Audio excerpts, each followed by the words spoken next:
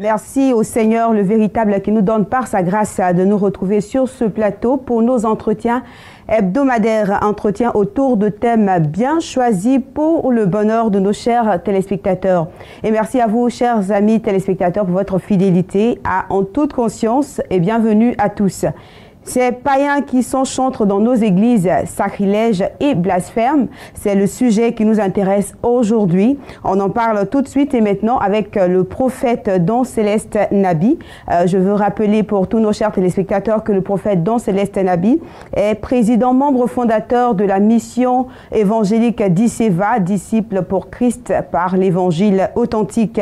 Il est pharmacien de formation, expert et spécialiste en leadership, titulaire d'un master en théologie, conférencier au niveau national et international, homme d'expérience en matière de délivrance. Il est également versé dans les Saintes Écritures, soteriologue, exégète et apologète. Shalom, serviteur de Dieu. Shalom, Masewali. Lui, c'est Joël Azoussé, notre collaborateur pour mener cet entretien. Shalom, Joël. Shalom, Matinouali. Ces païens qui s'enchantent dans nos églises, sacrilèges et blasphèmes, on va dire que ça semble un peu paradoxal, mais c'est bien le sujet qui nous intéresse aujourd'hui. Tout à fait, il faut qu'on en parle et d'ailleurs très courageusement. Voilà. D'accord, alors aujourd'hui nous faisons donc incursion dans l'univers des chantres. Alors, serviteur de Dieu, où se trouve déjà votre inquiétude par rapport donc au ministère des chantres? Merci pour déjà cette première question d'entame. En fait, ce soir, nous tenons à partager avec nos téléspectateurs et le corps du Christ, partout dans le monde entier, nos surprises, nos inquiétudes, comme vous le dites, nos interrogations d'ailleurs les plus légitimes.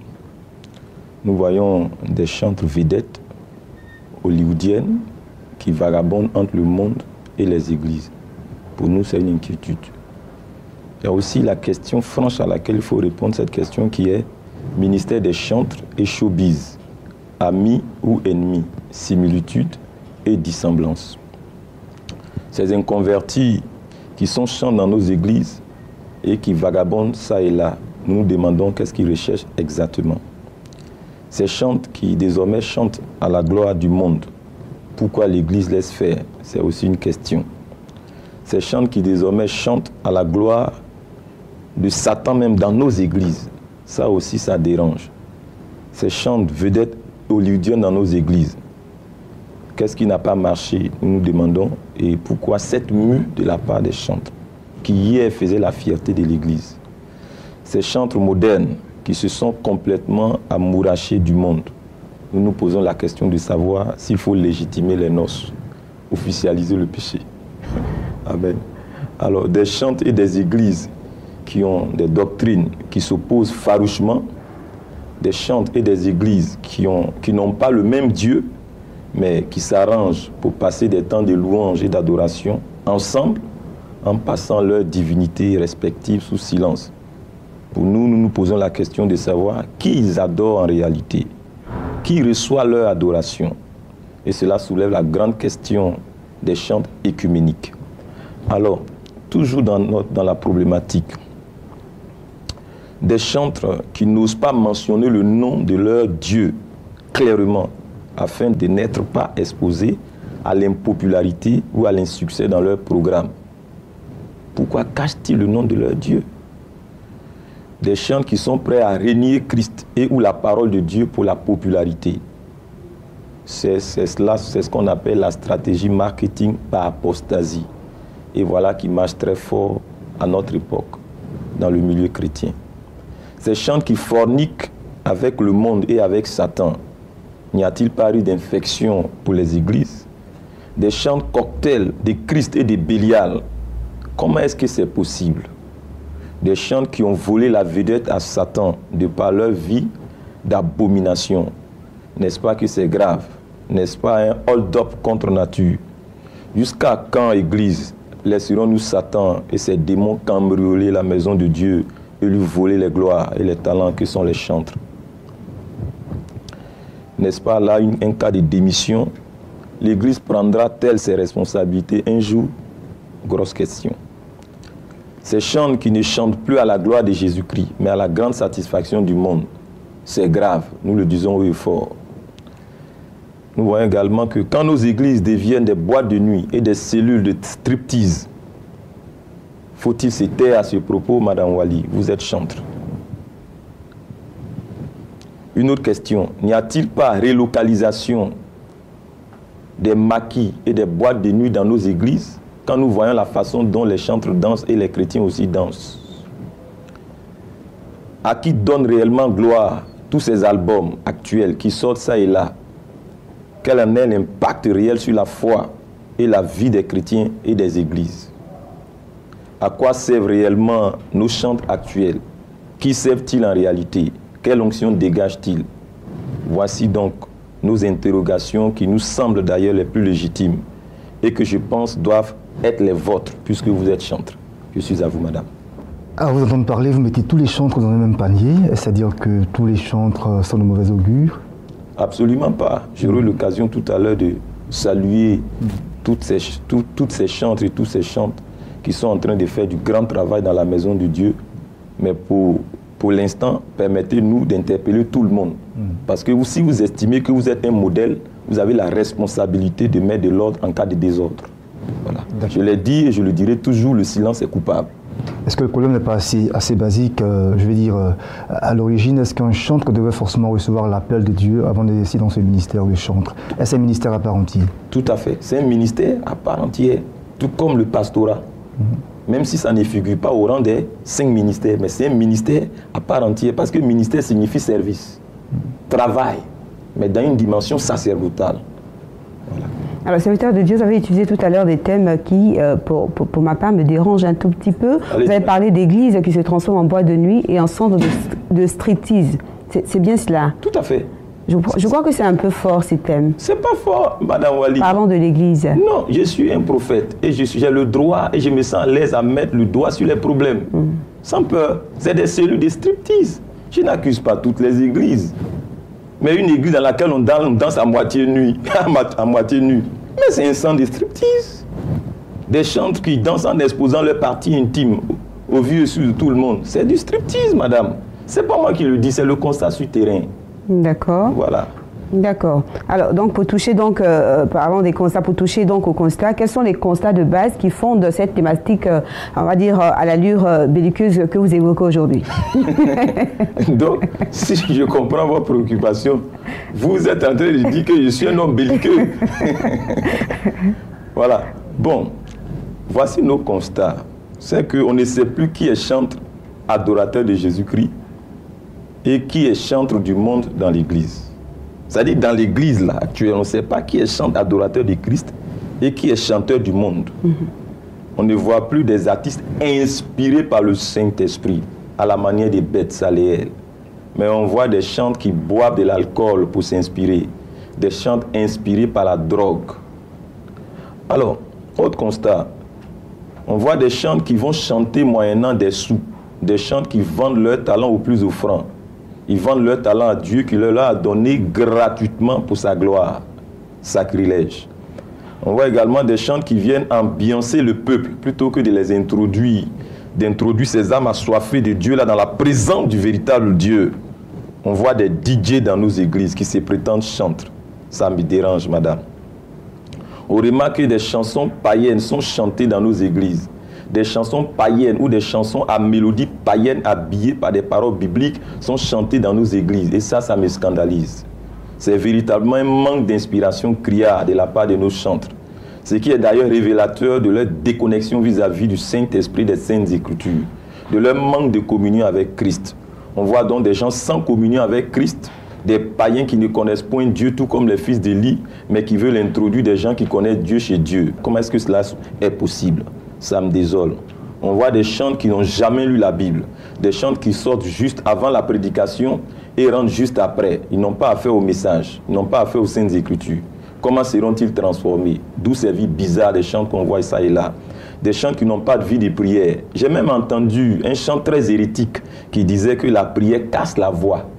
Vous voyez ça, c'est un sacrilège.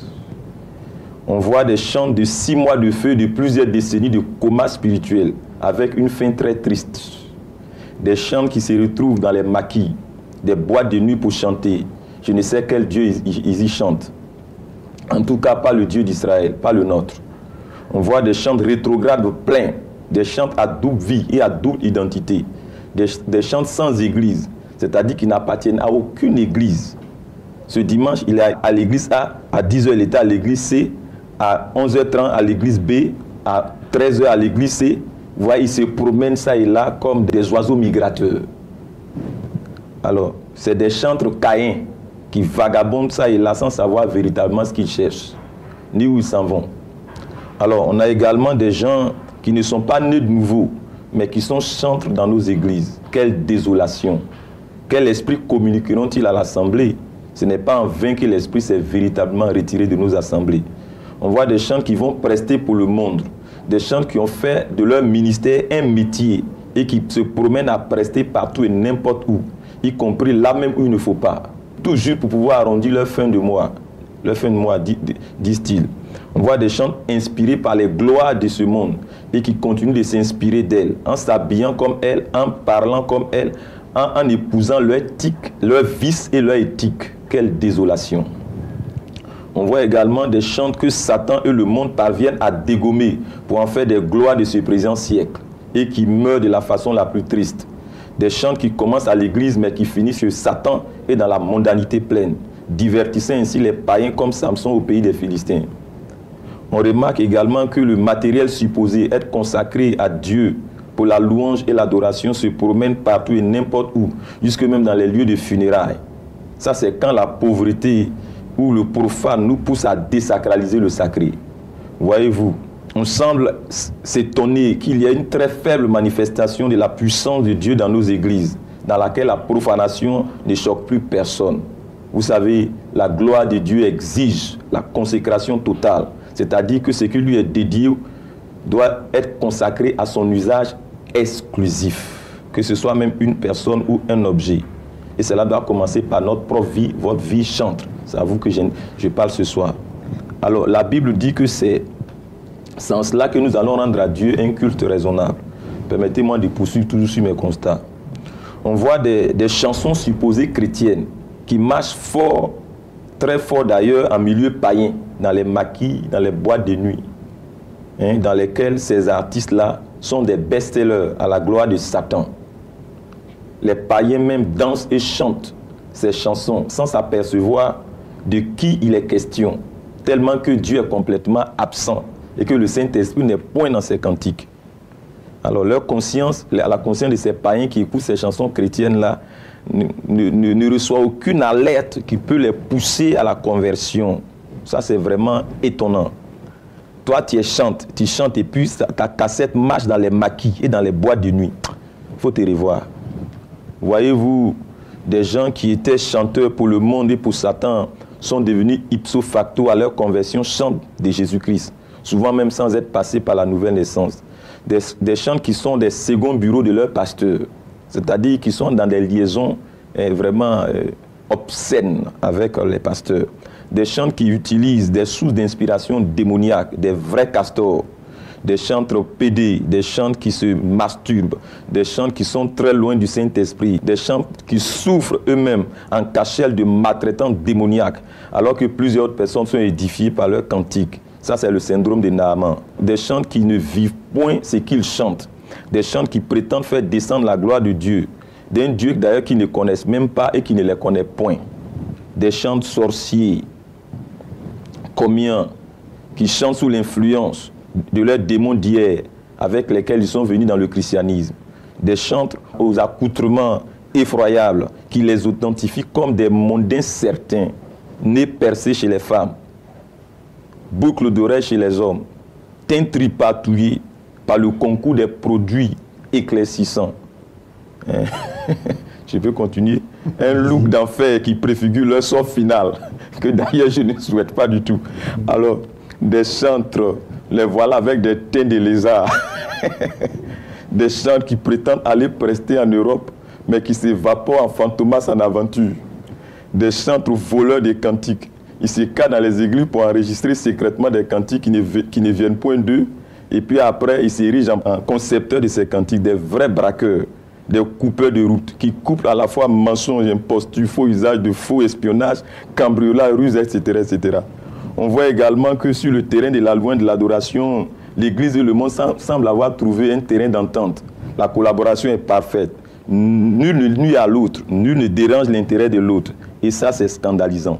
Avant de finir, on remarque également qu'on fait appel à des producteurs païens qui sont sans crainte de Dieu. On fait appel à des managers païens n'ayant aucun respect pour le sacré. On fait appel à des studios païens pour glorifier Jésus-Christ. On fait appel à des chants païens ou des mélodies païennes. Il ne reste qu'à faire venir prester les artistes païens dans nos églises. C'est tout ce qui reste. Vous savez, il ne reste qu'à inviter des danseurs et des danseuses païennes et païens dans nos églises pour venir prester. Si cela n'est pas déjà le cas, alors si cela n'est pas encore fait, je pense que ça ne serait tardé, madame. Ça va arriver. Des païens viendront chanter dans les églises. Et pour vous donner le scoop, bientôt il y aura des coupés décalés dans nos églises, le makpouka serré dans nos églises en live. Ça, c'est un drame spirituel. Quelle démence sacerdotale, quelle apostasie des masses. Alors, il est manifeste que les chants sont en train de muer des serviteurs de Dieu en serviteurs du monde. L'Église est en train de muer des sacerdoces en métier, en business. Le chaos est terrible. Véritablement, les fondations de l'Église sont touchées. Elles sont renversées. Qui remettra les choses en ordre? Christ reviendra-t-il encore pour le faire? Bien sûr que non. Il a déjà fait sa part. Il faut que l'Église, nous prenions nos responsabilités. La confusion qui règne dans le corps de Christ, la gangrène en profondeur, elle est terrible. L'Église fait face à une véritable pandémie. Elle est touchée, elle respire la mort, elle sent la mort. Ses parties vitales sont atteintes, elle souffre. Et il est temps de l'ausculter et de l'hospitaliser pour des soins intensifs en vue de réanimation. Il est temps que l'Église sorte de ce coma. Je suis à vous, messieurs, dames. Vous parliez tout à l'heure des chantres qui monnaient leur talent, mais il y a des chantres qui en font leur métier puisqu'ils ont appris à chanter. Et pour certains, ils sont même allés à l'école pour apprendre à chanter dans les instituts de formation de beaux-arts. Est-ce que vous pensez que c'est de monnayer leur talent? Le ministère des chants n'est pas un métier. Le ministère des chants, c'est un sacerdoce. Il y a certains qui vivent que de ça? Oui, en ce moment-là, distinguer sacerdoce et métier. Voilà. Le métier vise la rémunération, surtout financière. Mais le sacerdoce vise d'abord rendre ministère et glorifier Dieu. C'est ce que j'ai censure. Vous parliez des musiques mondaines qu'on retrouve dans l'église. Tout à fait. Est-ce que la mélodie ne serait pas divine pourvu que les paroles qui sont chantées viennent des Saintes Écritures? Mais donnez-moi la preuve, c'est tout. Donnez-moi la preuve que cette mélodie-là, elle vient de Dieu. Donnez-moi la preuve qu'un païen a le Saint-Esprit. Donnez-moi cette preuve-là. Le jour où il aura le Saint-Esprit, n'est plus païen. D'accord. Alors vous parliez de reprises de morceaux par des chantres. Est-ce que ce n'est pas un but commun que de glorifier Dieu? Reprendre les cantiques de d'autres chantres, est-ce un délit? Non. Vous l'avez décrié tout à l'heure. Mon frère Joël, voyez-vous, même les païens condamnent le plagiat. Pourquoi y a-t-il des droits d'auteur? Pourquoi y a-t-il un bureau de droits d'auteur? Pourquoi il y a des licences? On se comprend? Oui, on dirait que chez nous, même en matière de littérature, on exige au cours d'une thèse ou bien d'un mémoire qu'on cite les références.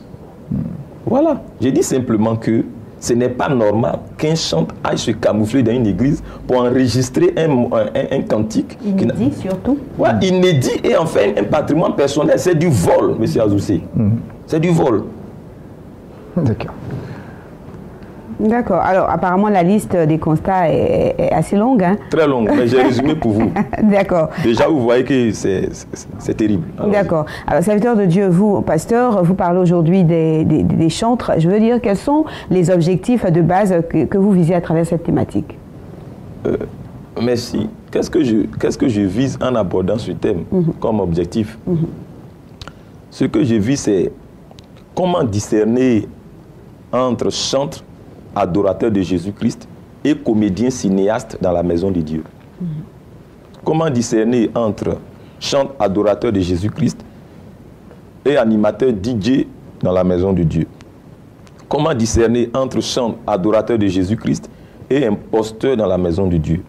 Comment discerner entre la louange authentique qui donne gloire à Christ et le bavardage mélodieux de ces païens camouflés au milieu de nous? Comment discerner entre l'adoration authentique au Père par l'Esprit et les prestations théâtrales qui sont produites par la chair dans nos églises?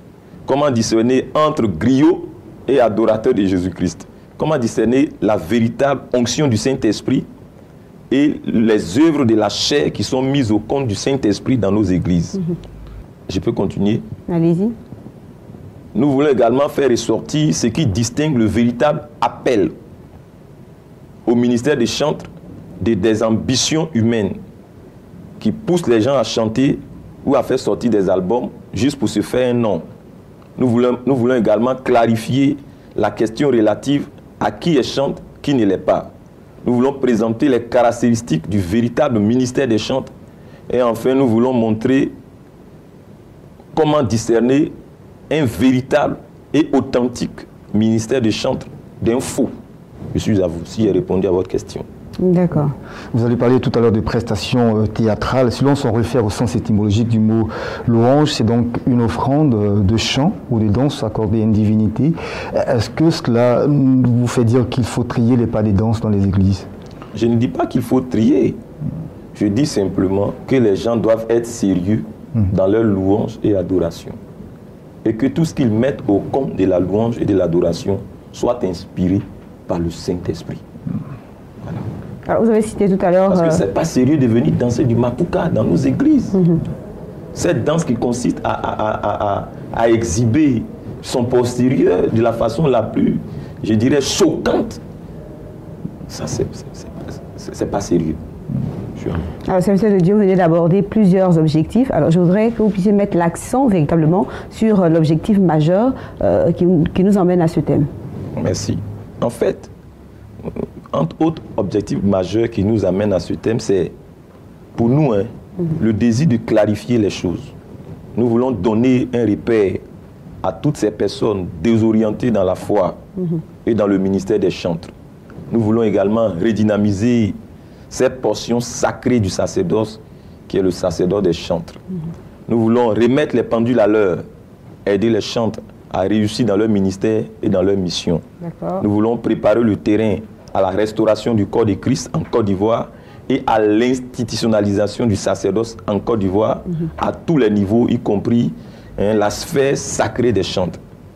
Il est temps qu'on sache qui est qui fait quoi, qui vient d'où, qui s'en va où. Il est temps de rétablir l'honorabilité des dignes serviteurs de Christ qui ont œuvré et qui sont en train d'œuvrer vaillamment pour le bien-être de l'Église, notamment à travers le ministère des chantres. Ces gens qui suscitent de par leur cantique de l'espoir en le cœur des âmes en désespérance totale. Ces chantres qui mettent du baume sur les cœurs blessés et affligés. Au passage, chapeau à eux. Il est temps de stopper absolument tous ces voyous et imposteurs sans frontières parmi les chantres qui exposent à dédain le nom de notre Seigneur Jésus-Christ et celui de son Église, et qui avilissent également la dignité de notre prestigieuse patrie céleste, qui est l'Ecclésia du Seigneur, et des fois même qui avilissent le nom de notre nation, qui est la Côte d'Ivoire. Il faut absolument, je dis, débusquer tous ces ouvriers de l'iniquité, tous ces ambassadeurs de faux espoirs, qui ne sont pas des nôtres, mais qui ont été formés dans l'antichambre de Satan, puis furtivement introduits au milieu de nous pour s'aimer chaos et confusion. C'est cela notre combat, Madame Wali. Et pour cela, il faut que des voix courageuses s'élèvent, des voix saines s'élèvent.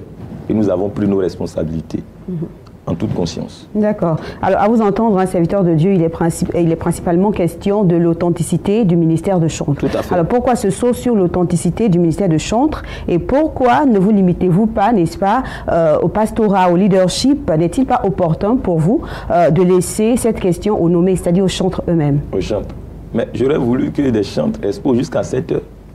Madame, laissez-moi vous dire que j'ai reçu beaucoup de coups de fil, presque par harcèlement même, et demandant d'exposer sur le ministère des chantres. D'accord. Pourtant, il y a des milliers de chantres en Afrique et en Côte d'Ivoire. Vous voyez, vous devez plutôt louer le Seigneur quand il envoie un prophète en Israël. Alors, je vais vous répondre tout de même. Pour nous, il faut régler en termes de priorité la question du ministère des chantres pour plusieurs raisons. Primo, parce que ce ministère a existé longtemps avant les chants missionnaires. Ce ministère a existé avant l'évangélisation, les délivrances. C'est ce que faisait Lucifer aux côtés du Seigneur dans l'éternité passée. Secondo, c'est que le ministère des chantres, c'est le ministère éternel dans lequel nous serons, dans la félicité éternelle à venir. Les prophéties passeront, les démons et Satan seront enchaînés éternellement un jour. Les églises vont cesser d'exister. Il arriverait un jour où nous n'aurons plus besoin de pasteurs pour prêcher le salut, la sanctification, la vie éternelle et autres. Nous serons dans la félicité éternelle promise à venir. Le seul ministère, mon frère Joël et ma soeur Wali, qui demeurera sera celui de la louange et de l'adoration. Tertio. Parce que les chants occupent une place irremplaçable et stratégique dans le statut organisationnel de l'Église. Et cela depuis même les temps de l'Ancien Testament. Voyez-vous, les Lévites chantres étaient devant lorsqu'Israël devait passer le Jourdain. Alors, Carto.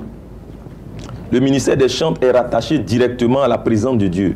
C'est une fonction d'ambassadeur, c'est une fonction honorable. Dans la plupart des églises, les chants se retrouvent où? À l'autel. Mais il y a aussi l'inconvénient. Si vous mettez des impudiques à l'autel, des sorciers à l'autel, cet autel-là sera souillé, pollué et Dieu va se retirer. Nous devons être les gardiens de l'autel, nous les pasteurs. Kento, le ministère des chants est l'une des clés qui déclenche le prophétique.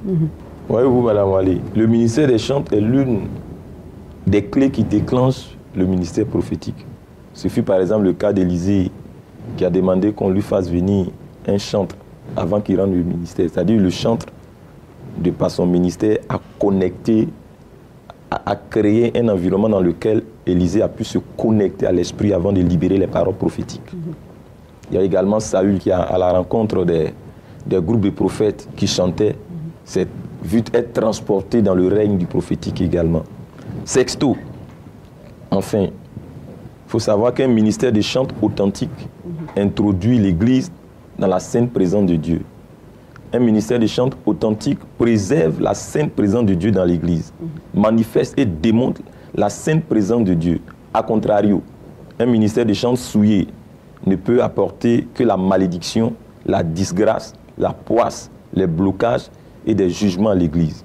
Cela contribuera à renverser et à imploser les fondements de base de cette Église par l'invitation des démons de Satan et de son armée en place. Vous savez, madame, pour finir, un chantre souillé, une équipe de chantres de louange et d'adoration souillée ne peut que dégager l'odeur fétide et nauséabonde d'une louange et d'une adoration souillée qui va exposer toute l'Église au jugement de Dieu. Tu sens un profond vide en toi. Tu sens que quelque chose te manque. Viens vivre l'évangile prêché, expliqué et révélé dans toute sa pureté et dans la puissance du Saint-Esprit à Disseva, la mission de l'évangile authentique à Cocody à Toban, derrière le Manhattan Suite Hotel, tous les dimanches de 9h à 11h30. Orateur principal, le prophète Don Célestin. Viens, toi qui es confus, déçu et découragé. Viens, toi qui as fini par abandonner la foi malgré toi. Viens, toi, dont l'âme soupire après un salut vrai et une foi chrétienne vivante. Viens et tu verras, il y a un reste qui est demeuré fermement attaché à la vérité et à Christ. Contact 07 13 18 54 41 00 17 39. Shalom. Alors merci à tous ceux qui nous prennent en marche. Vous suivez en toute conscience avec pour thème aujourd'hui ces païens qui sont chantres dans nos églises, sacrilèges et blasphèmes. Alors nous avons eu le temps de planter le décor en parlant de la problématique, des constats, des différents objectifs visés, n'est-ce pas, à travers cette thématique. Alors serviteurs de Dieu, nous allons rentrer en plein en parlant du ministère de la louange et de l'adoration. Les origines, quels sont les fondements majeurs? Alors d'où vient le ministère de la louange et de l'adoration? Quelle est l'origine du ministère des chants? À quand remonte exactement ce ministère? Retournons donc au commencement, au temps de Lucifer. Alors, voyez-vous, les anges ont été créés par Dieu pour des fonctions très précises. Et la multitude des anges a été répartie sous la direction de 3 anges principaux. L'archange Michel, qui apparaît comme étant le chef des grands anges guerriers. On a également l'ange Gabriel, qui semble être le chef des anges messagers, et enfin l'ange Lucifer, qui était le chef des anges créés spécifiquement pour la louange et l'adoration. Il était bien évidemment connu comme étant le protecteur du trône de Dieu. Alors, une parenthèse sur l'ange Lucifer. Dieu a créé l'ange Lucifer, je dis bien l'ange Lucifer. Dieu a créé l'ange Lucifer, ce n'est pas Dieu qui a créé Satan. Dieu lui a créé l'ange Lucifer. C'est lui qui s'est débrouillé pour devenir Satan. Ok. Dieu a créé l'ange Lucifer pour être, je vais faire une parenthèse, il y a des gens que Dieu a effectivement appelés au ministère des chantres. Ils étaient chantres. Maintenant, ils se sont arrangés pour être des gens pervertis. C'est aussi le cas des pasteurs déchus. Dieu les a effectivement appelés, mais ils sont devenus autre chose. Alors, Dieu a créé l'ange Lucifer pour être le chérubin gardien qui avait la responsabilité de protéger le trône de Dieu. C'était donc un chérubin oint, au sens d'être mis à part. Pour le lire dans Ézéchiel, le chapitre 28, verset 14. Tu étais un chérubin protecteur aux ailes déployées. Je t'avais placé et tu étais sur la sainte montagne de Dieu. Tu marchais au milieu des pierres étincelantes. Il y avait donc une différence fondamentale entre Lucifer et les autres anges, c'est que lui, il était à côté du trône de Dieu. Alors, toujours une parenthèse sur la signification du nom même de Lucifer. Lucifer vient du mot hébreu Heilel, H-E-Y-L-E-L, qui vient de la racine du mot halal, d'où vient le mot Alléluia. Cela veut dire que Lucifer signifie louer, être brillant, être reluisant, être splendide, célébré, glorifié et être célébré. Vous voyez comment c'est beau? C'est-à-dire que le nom même de Lucifer indique clairement les premières fonctions de cet ange, avant bien sûr sa déchéance. Étant l'ange, je dirais qu'il est le maître d'orchestre. C'est pour vous dire, amis téléspectateurs, qu'effectivement, Lucifer était l'original, alléluia, le louangeur originel et original. Celui-là qui célébrait et brillait avec la gloire à Dieu du Seigneur sur lui. Cette gloire de Dieu qui reflétait même sur sa personne. Oui, Lucifer, effectivement, portait de lumière. Je ne dis pas que Satan portait de lumière. J'ai dit Lucifer était porteur de lumière. Seulement, cette lumière-là ne venait pas de lui. Cette lumière-là venait de la gloire de Dieu qui resplendissait sur lui. Malheureusement, il a voulu s'entêter à croire que cette lumière-là venait de lui. Conséquence, il a été précipité. Et la Bible nous dit qu'il a été précipité avec le tiers des anges. Apocalypse dit qu'il a entraîné, sa queue a entraîné le tiers des anges. Amen. Alors, je voudrais vous faire encore une révélation scripturaire. C'est que Lucifer ne jouait pas uniquement qu'à l'aide des instruments. Il en était lui-même un. Lui-même, sa personne était un orchestre. C'était un bel orchestre qu'incarnait la personne de Lucifer. Toute sa personne était un orchestre qui renfermait des instruments à percussion, des flûtes, des corps, une voix même mélodieuse. Lucifer était également paré de pierres précieuses, en tellement grand nombre que lorsqu'il bougeait, qu'il se déplaçait, c'était un beau et merveilleux spectacle sans fin de gloire, de lumière et de sons célestes en changement continuel qui en résultait. C'est-à-dire qu'il se déplace, les mélodies sont sans fin, mais c'est multiforme. Vous voyez, c'était beau. Bien évidemment, il a chuté avec le tiers des anges. Il y a eu donc un grand vide qui a été laissé au ciel. C'est pour cela que Dieu a créé les hommes, pour désormais participer, prendre part de leur présence devant le trône de Dieu. Et c'est nous, l'Église, qui jouons désormais ce rôle. D'où cette haine de Satan contre les chrétiens et l'Église. Si j'ai répondu à votre question. D'accord. Voilà. Faire ressortir tous ces qualificatifs de Lucifer, ce n'est pas de faire l'apologie du diable. Non, je ne parle pas de Satan, je parle de Lucifer. Ah. C'est-à-dire avant sa chute. On se comprend bien. Il y a une différence entre Satan et Lucifer. Lucifer, c'était un ange au service de Dieu. C'est après sa chute qu'il s'est perverti et qu'il est devenu autre chose. Donc il a perdu ses positions originelles. Désormais, Lucifer n'existe plus. Celui qui est, c'est Satan. Et celui-là, c'est lui que je suis en train de combattre et que je combattrai jusqu'à mon dernier souffle. D'accord. Non, d'ailleurs même, est-ce qu'il y a combat même? Il est déjà sous mes pieds. Est-ce que depuis que je l'attaque, j'ai démoli dans son camp, vous le voyez réagir? Il est vaincu. Amen. Je rappelle donc que le thème qui nous a intéressés pour ce numéro, c'est ces païens qui sont chantres dans nos églises, sacrilèges et blasphèmes. À la semaine prochaine, que le Seigneur vous garde. Shalom. Shalom.